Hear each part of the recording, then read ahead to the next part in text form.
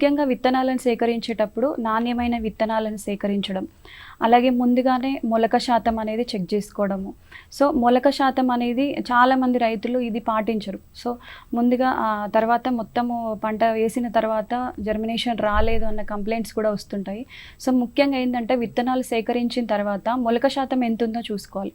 So, దానికి గాను మనం ఇంట్లోనే మనం ఒక తడి బట్టలో గానీ, లేకపోతే టిష్యూ పేపర్‌లో గానీ కొన్ని విత్తనాలను ఒక 100 విత్తనాలను సేకరించి, సో, అందులో మనకు ఒక 4, 5 రోజులు దానికి ఒక తేమను అందించేలాగా మనము ఆ విత్తనాలను అనేటివి పెడితే, మనకు 4, 5 రోజుల తర్వాత ఎన్ని గింజలు మొలకెత్తినాయి అనేది తెలుస్తుంది మనకి.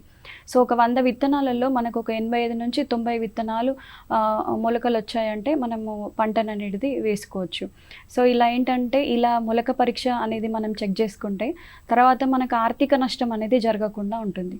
సో, అలాగే నెక్స్ట్ విత్తనాలు సేకరించిన తర్వాత విత్తే కంటే ముందు ఫార్మర్స్ పాటించని ఒక అంశం విత్తన శుద్ధి.